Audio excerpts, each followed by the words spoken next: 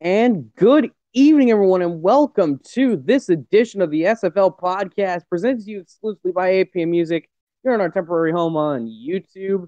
And of course, I'm your host, Jack Brown, joined alongside me by my typical analyst, Ramos Lynn and Mighty RX. But of course, we have a special guest, Ryan Michaels of the Houston Hyenas, this week on the SFL podcast and our grand return after a nice little week off. We're going to be looking at what happened during the Pro Bowl, the Ash Odom's absolute brilliance, of course, the viewing numbers. We're going to be looking at the rookie draft. And, of course, we're going to be looking at free agency, old faces and new places. And, of course, we're going to end off with a nice little talk all about the committee, if you will. And so, first off, you really got to be looking at that Pro Bowl, which happened on Tuesday and ended with an absolute walloping. But it was a good walloping for the ratings, too.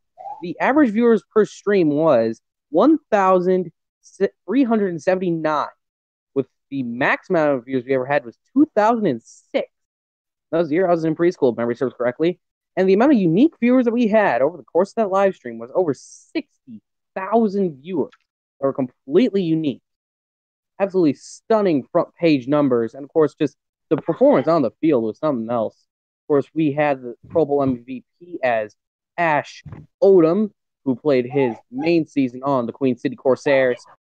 Absolutely wild. He got 22 carries, 116 yards, 2 touchdowns, and he was the SFL's leading rusher overall in Season 10. So I think that's honestly rather fitting. Wouldn't you agree there, Ramos?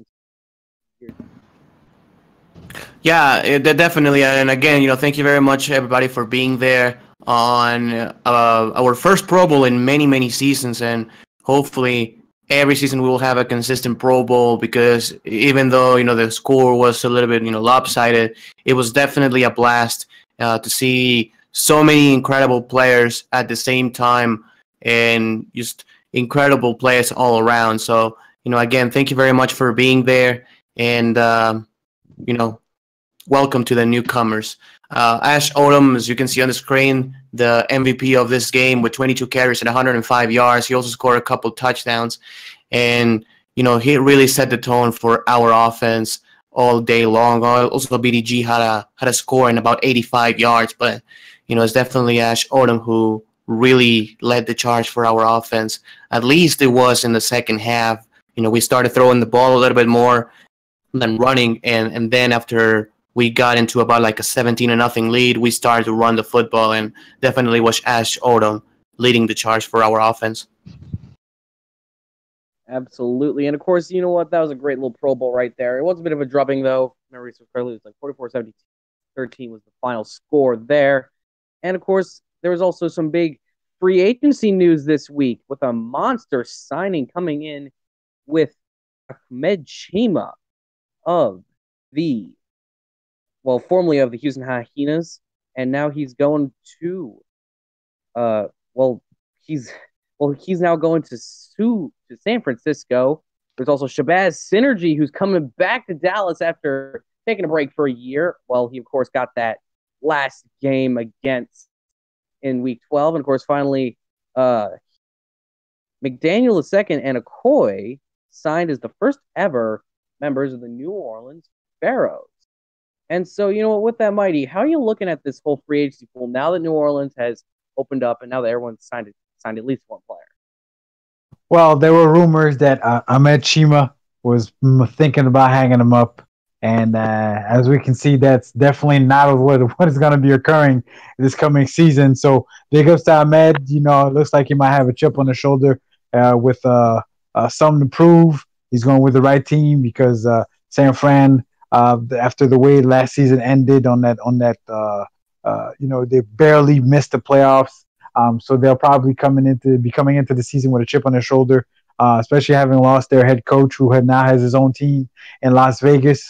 That's gonna be interesting to watch. San Fran, Shabazz Synergy back in Dallas after that big time season 9 he had, where I believe he combined for almost 5,000 all-purpose. Not all-purpose yards from scrimmage between both running and throwing. He's back in the fold as the heir, as the one who totes the rock and throws the rock and commands the offense. So let's see what Dallas got up their sleeve for season 11. especially with the rejuvenation when the rebranding with they switched over from the Roughnecks. Now they incorporated some gold and they rebranded into the Dallas Lobos, which means wolves, if I'm not mistaken, is Espanol. Correct, Ramos? So Yep. and then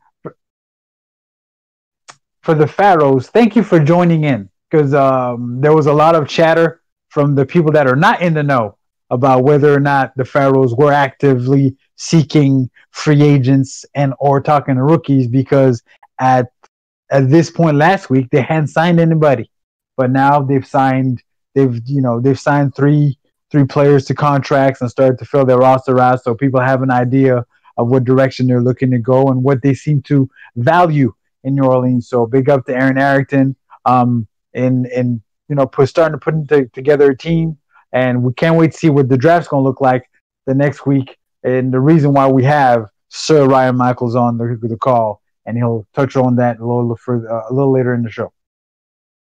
Absolutely. And of course, we also not only saw these big contracts coming out, we also saw some old faces in new places.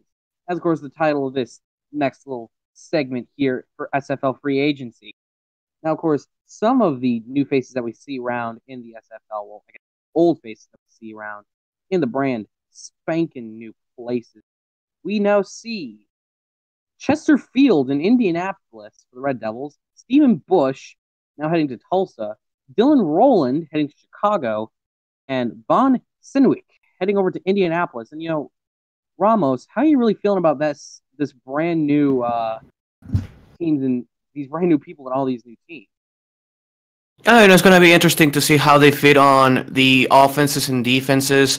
A guy like Dylan Rowland used to play in Atlanta and played really, really well. It was probably outshined a little bit by Aquantis Shine, but, he was, to his credit, a very good linebacker. Now he goes to a team in Chicago who, in the past few seasons, have had very good linebackers like Clint Hendershot and Ajamu Afolabi. Obviously, Afolabi moved to the St. Louis Gladiators as well. So, we expect Dylan Rowland to step into that spot and fill it out. So I think that out of those players that you're mentioning, probably he's the one who intrigues me the most and probably the one who falls into the best situation. Stephen Bush goes to Tulsa, and we know that Tulsa, even though they have very good running games, they also like to throw the ball, especially deep. So, Stephen Bush can come in to take a big part of this offense. So I think it's going to be very intriguing to see how these players just, fall into these situations and how they can contribute to their teams to be successful. Absolutely. Couldn't agree with you more right there, Ramos. But of course, now we have to be looking at the current rosters of the SFL, and they're all filled to different degrees. Here's of course a spreadsheet that you may have seen around a couple times throughout the SFL. And I'm going to swing it over to our guest now, Ryan Michaels of the SFL Beat Writers team and of the Houston Hyenas. Ryan, how are you doing? And really, how do you see this sort of roster spreadsheet so far? And of course, how does this apply to maybe the rest of the free agency period? I'm doing all right here. The free agency, you can see a huge variety of builds. You got some teams with 3 wide receivers. You got some teams with a full 2 linebackers. Tallahassee with their 3 linemen still. I think season 10 really showed the diversity you can have with the new progression system, and I'm excited to see how the rest of these builds fill out. Absolutely, I can agree with you more right there. You can occasionally see this spreadsheet posted in SFL chat. If you do stop by to see it, I do implore that you check it out right there. It is great to see just kind of how these builds come along for teams without having to scour through the signings page every 2 hours or so. But now, of course, Ryan, I'm going to send it back over to you because probably the most well-known thing that you're known for here is your rookie big boy. You know what I mean? Out there? I might have an idea. Yeah, and so kind of over this past week, how has the big boards really taken hold as we're now heading headfirst into the draft? Over the past kind of few weeks, you've seen a couple places change. The top 3-4 people never really changed a whole lot. You go on the Discord, you're almost guaranteed to see at least Cody Hill, Thomas Rahman, a couple of names like that in there. The lower ones, they changed in and out as the bits kind of came in. They flowed in. People gathered their bits. They cheered them in. So I mean, there were some people a couple weeks ago that moved unranked until straight in the middle of the board. They were about 15, 16, 17, right around there. And then you had some that went from really low, and as soon as they hit that chat ranking, which we did change just recently from 75 to 125 for silver, but as soon as they hit that previous 75, they shot from around like 25, 30 to about 7 or 8 on some of them. So I mean, it's kind of unpredictable. It was kind of crazy to be able to build it each week. I really want to thank, first off, Andrew Estelli, Director of Player Personnel, for help putting this together. He did a really great job getting me some of the info that I needed. And then I also want to thank Matthew Slynn for being able to do the editing and everything for it. Without him, I bet you this thing would just look like a pile of heart garbage. Yeah, and now, of course, we got to think about it like this. Of course, now we have the draft coming up, as we all know here. And, well, really, I'm going to swing around actually to the other two here. Ramos, you're not participating in the draft, obviously, since you have your full 12 roster spots filled. So, I mean, really, how is the draft looking to you now as from an outsider's perspective? Very interesting. Pretty much every team has already their signal color, except for one or two, I think. I think it's basically just Vegas, who are just looking for a QB, and Houston, if I remember correctly. So, it's going to be intriguing to see how these rookies come into these teams, and because some of them will have higher rating. You never know. You might see a player drafted in the first round, wide receiver, and outright lead the team in receiving for this upcoming season. And for the guys who are going to be drafted in the later rounds, the same thing happens. Matt Wilson was drafted last in the season 6 draft, for example.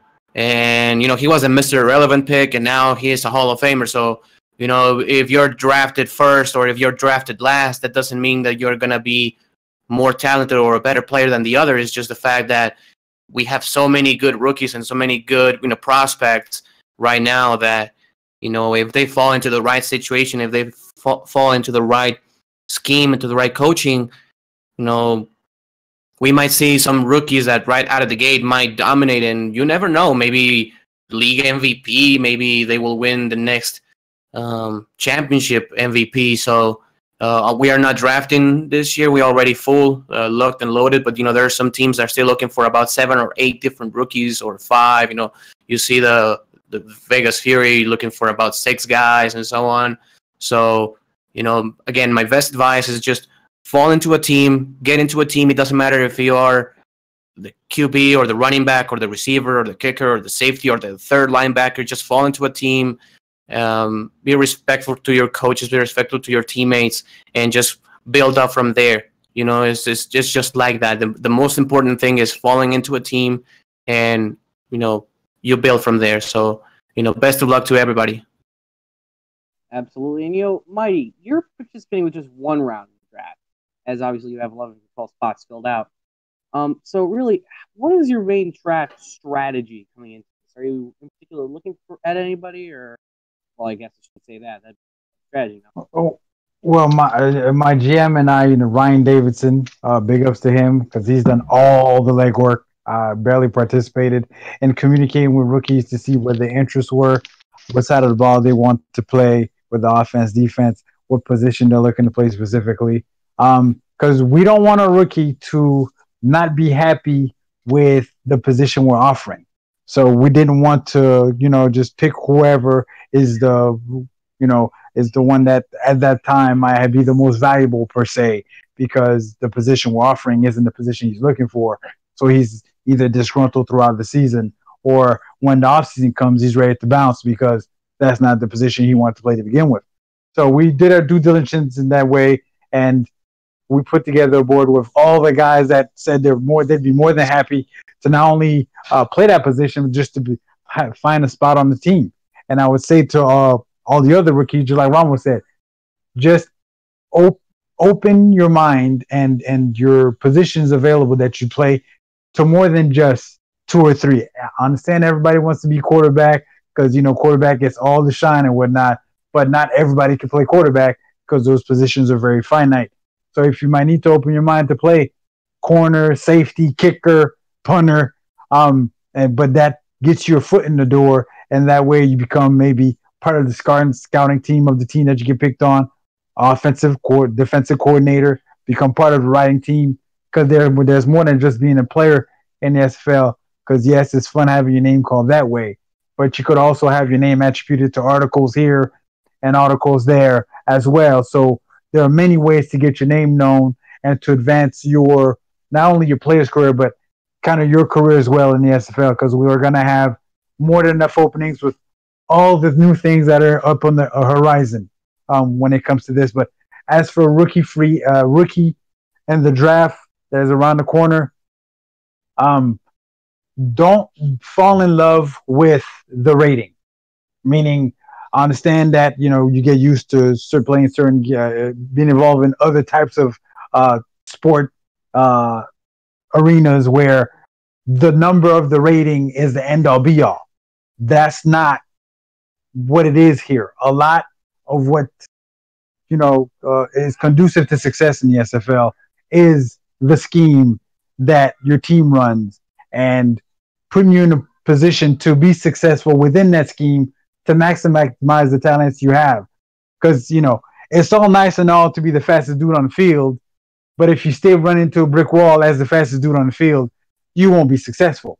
So it's a marriage between your abilities as a player as well as the scheme that you fall into on the team, and understand that throughout the season you'll be able to improve your player as well. So yeah, you might come in as a copper player, but as the season wears on and every week you submit your progression and you improve certain aspects of your player, be it catching or speed or tackling, and by by midway through the season, that's a whole different kind of player you got. By the end of the season, your player is now an animal, something to be feared.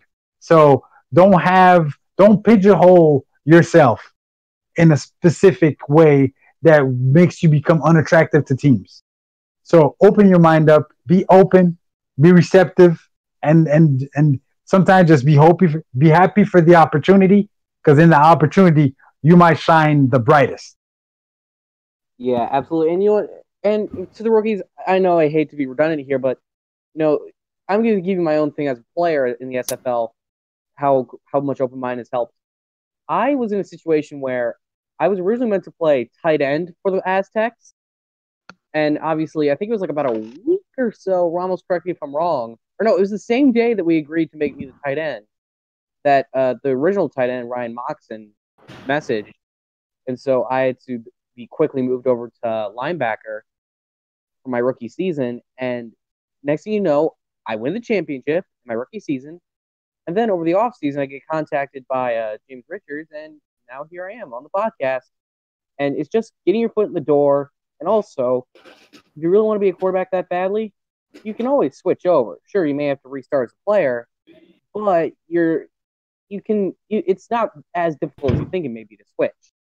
Anyways, with all that, hoity-toity stuff out of the way, another reminder that, of course, if you want to meet everyone here at the SFL in real life, there's going to be a great little opportunity for you to do so. What is that, you may ask? Well, the SFL is hosting its inaugural convention down in Dallas, Texas. Of course, location of the headquarters of the SFL, or at least the city in which the SFL is generally located in. It's going to be hosted at Show Business Studios in the Dallas Metroplex. It's going to be 3 days, July 13th through 15th, 2018. You only need to pay for a plane ticket if you need one, and for the hotel, which is $90 a night. However, if you want to bunk with an SFL member, it'll be $45 for two, $33 for three, and $22 for four. It only gets cheaper and cheaper as things go along here. And so, of course, furthermore, it's going to be Friday night. It's going to be a kickoff bonanza. There's going to be socializing. There's going to be Hall of Fame induction. It's going to be crazy. Saturday, it's going to be more kickoff bonanza. And Sunday, it's going to just be a fun, laid-back day. And, of course, if you want to meet even the SFL podcast members, I think we've all more or less guaranteed ourselves a ticket down to Dallas in July. So if you want to meet myself, Jack Brown, or, of course, you want to meet Ramos or Mighty or whoever, come on down. It's going to be a great old time. And if you're looking to become an owner, again, this is another great opportunity since you're actually meeting with owners face to face, and you're hopefully going to make a good first impression, or you could go crazy. I don't know. It's up to you. I mean, July something or other in the middle of Dallas. It's probably going to be hot. So, in general, do that. Anyways, with that, that officially wraps up the SFL podcast for this week. I'm your host, Jack Brown, and I'd like to thank my analysts, Mighty RX and Ramos Lynn, for joining on me this week, along with special guest Ryan Michaels of the Houston Hyenas and the SFL Beat Writers team. As we say so long for this week, and have a great Memorial Day weekend.